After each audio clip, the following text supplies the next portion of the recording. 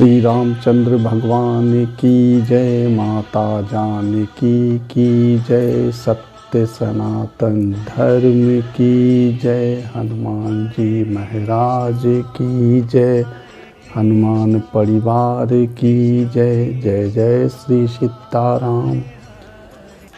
एक बार एक राजा अपने राज्य में घोषणा करवा दिए कि कोई भी व्यापारी जो हमारे राज्य में हाट बाजार में सौदा बेचने के लिए आएगा और उसका सौदा जो शाम में जाने के समय जो बच जाएगा उसको उचित मूल्य देकर उसका सारा सौदा हम खरीद लेंगे।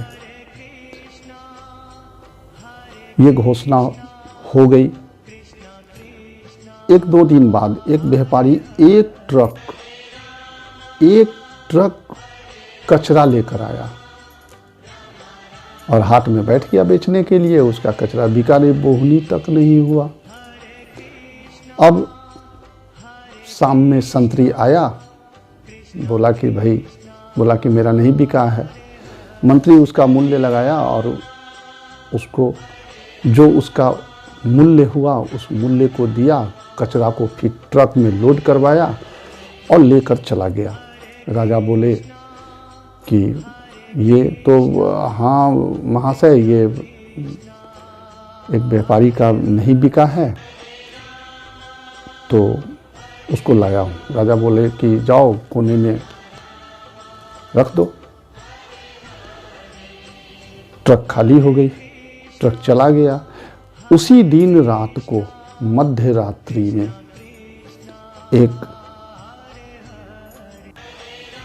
दिव्य नारी, काफी सुंदरी, तीनों त्रिलोक 14 भुवन की सुंदरी प्रकट हुई और जा रही थी।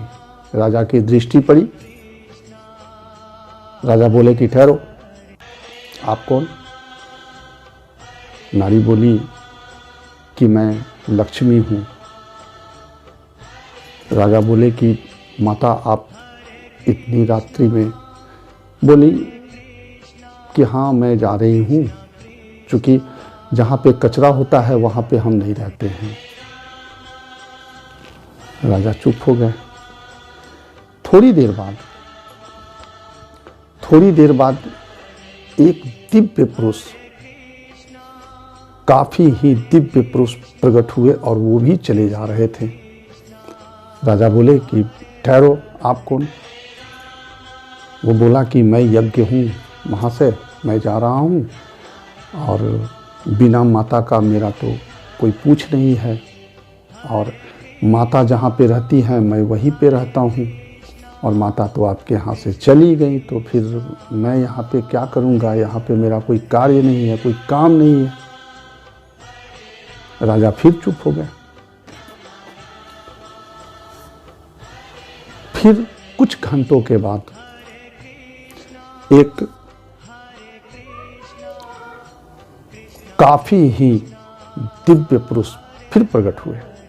काफी तेज, काफी प्रकाशवान, काफी एकदम मतलब रोशनी से पूरा एकदम वो प्रकट हुए और चले जा रहे थे। राजा की फिर दृष्टि पड़ी। राजा बोले कि ठहरो, आप कौन? वो बोला कि मैं सत्य हूँ। बोला कि आप कहाँ जा रहे हैं प्रभु? सत्य बोला कि मैं जा रहा हूँ। राजा बोले कि नहीं, आपको नहीं जाना है। आपको मैं अपने अंतिम सांस तक अपने पास रखूँगा।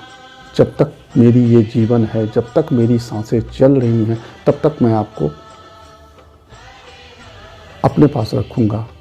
प्रभु, आप ही के कारण मेरे महल से लक्ष्मी चली गई, यज्ञ चला गया और आप भी जा रहे हैं। ऐसा नहीं हो सकता है, आपको रुकना होगा।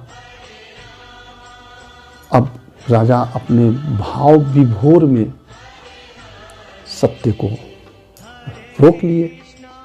अब सत्य मतलब विष्णु, सत्य मतलब भगवान विष्णु सुबह में ब्रह्म मुहूर्त में माता आई। वही फिर राजा बोला कि माँ आप तो चली गई थी। माता बोली कि आप विष्णु को रोक लिए हैं अपने यहाँ, तो मैं विष्णु के बगैर तो रह नहीं सकती हूँ,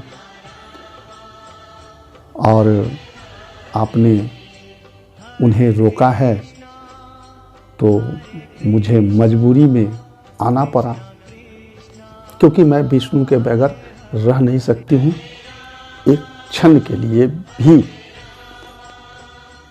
राजा बोला कि माता आपका स्वागत है, आइए। और माता आई। फिर कुछ देर के बाद वही दिव्य पुरुष फिर बोला कि प्रभु आप, यज्ञ बोला कि महाशय मैं आपको कहा था कि जहाँ माता रहेंगी मैं वहीं रहता हूँ, मैं इनके पीछे पीछे रहता हूँ, क्योंकि इन्हीं के द्वारा मेरी पूछ है, नहीं तो मुझे पूछेगा कौन। मेरे इस बात का कहने का यही है कि आज हम लोग सत्य को छोड़ देते हैं।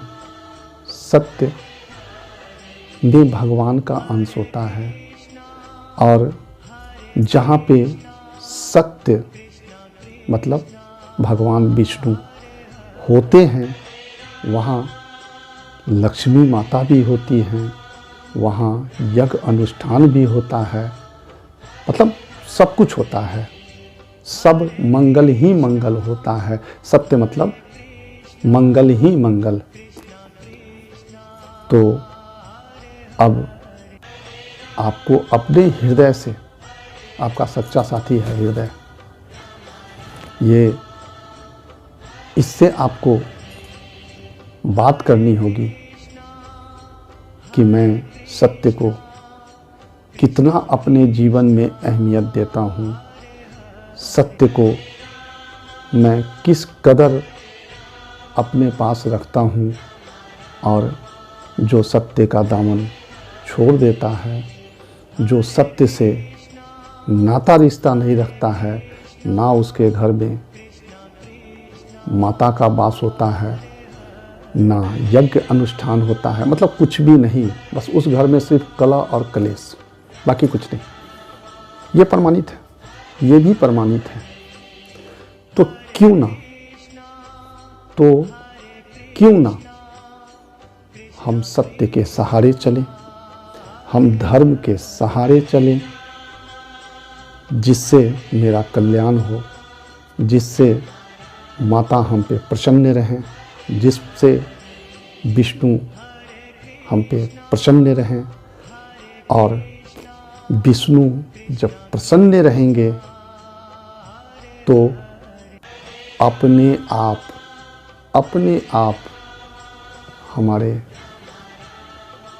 परम पिता परमेश्वर, हमारे गुरुदेव, हमारे गार्जियन, ये भी हम पे प्रसन्न रहेंगे, और हमारा जीवन धन्य धन्य होते रहेगा।